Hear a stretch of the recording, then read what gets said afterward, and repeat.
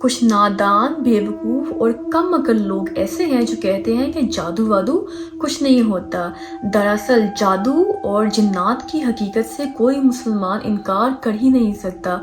इसके वाज़ेह सबूत कुरान पाक और अहादीस से साबित हैं। जादू और जिन्नात आपस में जुड़े हुए हैं क्योंकि जादू शैतानी जिन्नात के ज़रिए करवाया जाता है और जादू करने वाला और जादू करवाने वाला दोनों दायरा इस्लाम से खारिज हो जाते हैं।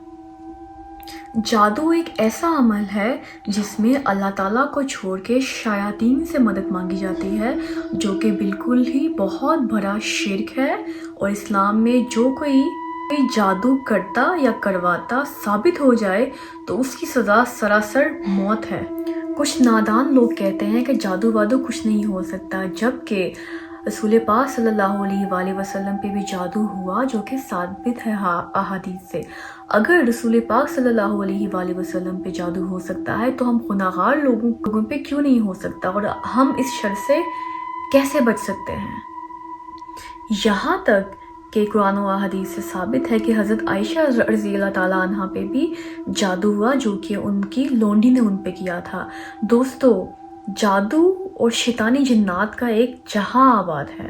तो नाजरीन, अगर हम आसान अल्फाज में बताएं तो जादू वो अमल है जिसमें कोई इंसान शयातीन जिन्नात के ज़रिए मदद हासिल करे किसी दूसरे इंसान को जानी, माली या रूहानी नुकसान पहुंचाने के लिए।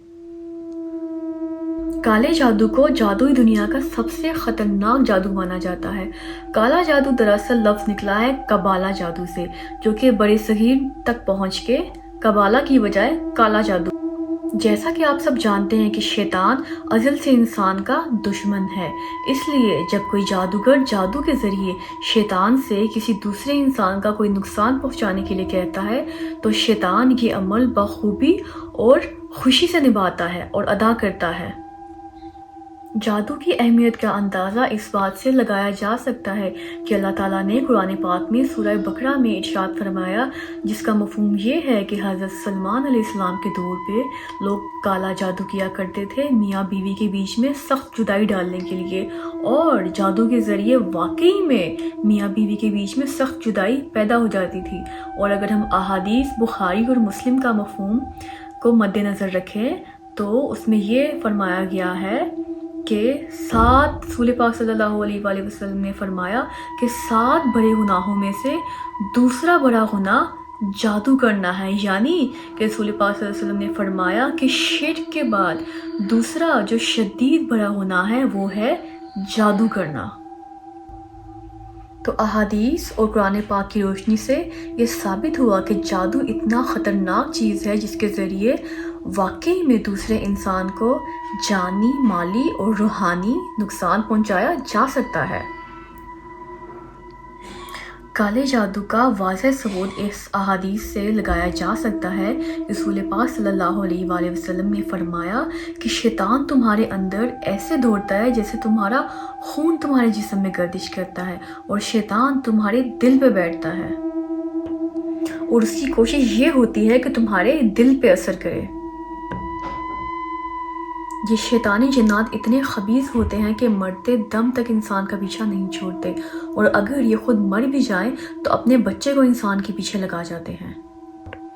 लोग किसी इंसान की तरक्की देख के हसद की आग में जलना शुरू हो जाते हैं और उस पर जादू करा देते हैं, जिसके ज़रिए उस इंसान को जानी और माली नुकसान पहुँचाते हैं। देखें, जादू इतना ख़तरनाक होता है कि उसके एक इंसान की सेहत बहुत मुतासिर होती है और उसको अंदर से खोखला कर देता है जादू, और कभी कभार तो इंसान की मौत वाक़या हो जाती है। जादू की ताकत का अंदाज़ा इस बात से लगाया जा सकता है कि अहादीस में आता है कि हज़रत काब रज़ी अल्लाह ताला अन्हु ने फरमाया कि अगर मुझे चंद कलमात ना आते होते तो यहूदी मुझे जादू के ज़रिए गधा बना देते। जादू इतना बड़ा गुनाह इसलिए है क्योंकि इसमें शैतान से बराह रास्त मदद मांगी जाती है। जादू में जो मंत्र पढ़े जाते हैं उसमें अल्लाह ताला और रसूल पाक सल्लल्लाहु अलैहि वसल्लम की शान में नाउज़ुबिल्लाह गुस्ताखी की जाती है। फिर इब्लीस और उसकी औलाद को माबूद समझकर मदद मांगी जाती है, اور سخت ترین جادو میں قرآن پاک کو نعوذ باللہ الٹا لکھا جاتا ہے یا پھر غلیظ سیاہی سے لکھا جاتا ہے۔ انہی وجوہات کی بنیاد پر حضرت علی رضی اللہ تعالیٰ عنہ نے جادوگروں کو چن چن کر گردنیں اڑا دی، اور حضرت عمر رضی اللہ تعالیٰ عنہ کے دور میں جادوگر خود کو جادوگر کہنے سے ڈرتا تھا۔ جس نے جادو کیا، جادو کروایا، جادو سیکھا، جادو سکھایا، اس نے رسول اللہ صلی اللہ علیہ وآلہ وسلم کے دین سے شرک کیا۔ تو اس سے یہ ثابت ہوا کہ جو جادوگر جادو کرتا ہے وہ خود بھی شرک کرتا ہے، اور جس سے وہ کرواتا ہے اس سے بھی شرک کرواتا ہے، لہٰذا دونوں ہی کافر ہیں۔ تو ناظرین، اگر آپ کو زندگی میں کبھی بھی ایسا لگے کہ آپ پہ کسی نے کالا جادو کیا ہے تو آپ کو کسی پیر، فقیر یا بابے کے پاس جانے کی ضرورت نہیں ہے۔